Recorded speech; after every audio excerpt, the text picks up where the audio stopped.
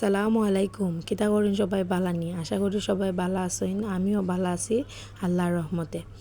আজকে একটা রান্নার ভিডিও লইয়া আইলাম। আশা করি আপনার ভিডিওটা বালা লাগবো।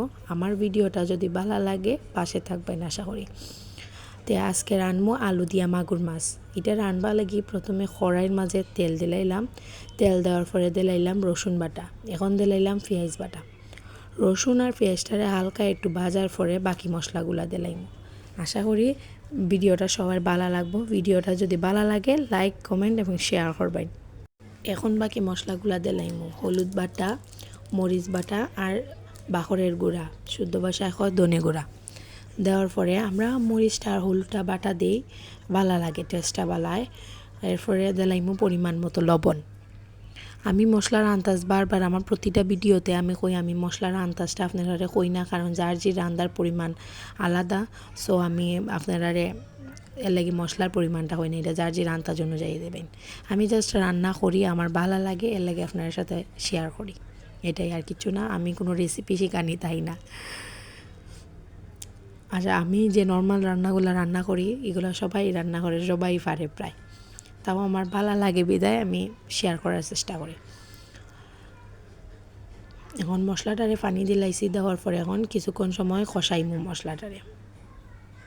আমি মশলা বেশি কষাই না, বেশি কষাইলে আমার কাছে ভালো লাগে না, আমি বেশিক্ষণ কষাই না।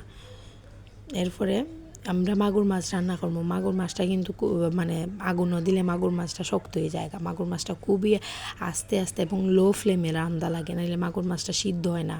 মানে বোঝা যায় উপর থেকে হয়ে গেছে কিন্তু ভিতর থেকে হয় না। মাগুর মাছ আর আলুগুলো একসাথে দিলাইতাছি।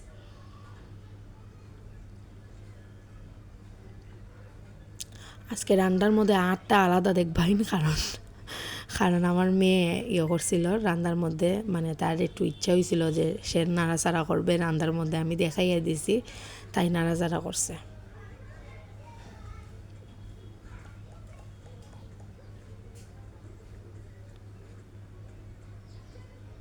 এরপরে আমি এটার মধ্যে মানে এখন রাইকা দিমুর মধ্যে আমি একটু পানি দিলাইছি। আমার ভিডিওটা একটু হয়ে গেছে কারণ নিচের থেকে মশলাগুলো ফুরা রাইখে গেল গানে, তো সামান্য একটু পানি দিছে। বাকিটা এখন কষবো, কষার পরে বাকি জল দিমু আর কি।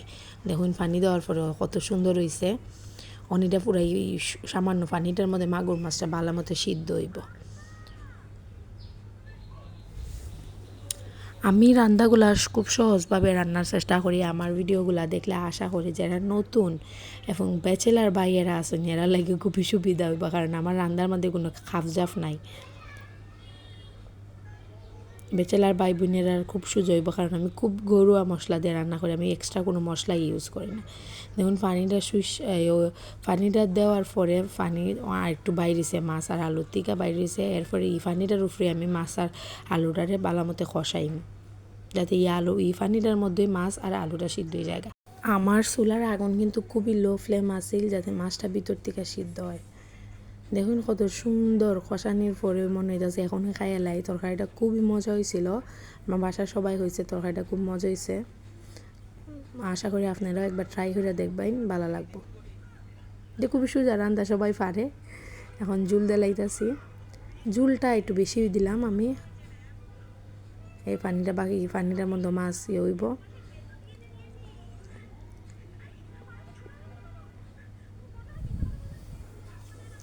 জুল দেওয়ার পরে আমি দিলাম পাখর পাতা আর কাঁচামরিচ কুচি, শুদ্ধ ভাষায় ধনে পাতা। বারবারই আমি শুদ্ধ আর আমার আঞ্চলিক ভাষাটা আমি করে দিই, যাতে যারা শুদ্ধ ভাষায় কথা কইন তারা আমার আঞ্চলিক ভাষা শুনি না, তারা অসুবিধা না হয়, এর লাগে। আশা করি আমার ভাষা আপনারা বুঝুন, যদি না বুঝুন কমেন্ট করে জানাইবেন। এরপরে কিছুক্ষণ জাল দিলাইমো, দেওয়ার পরে নামাই নিলাম। দেখুন আমার তরকারি কত সুন্দর হয়েছে, মাশাআল্লাহ, খুবই ভালো হয়েছে। ধন্যবাদ। আসসালামু আলাইকুম সবাইরে। আশা করি পাশে থাকবেন, লাইক কমেন্ট এবং শেয়ার করবেন।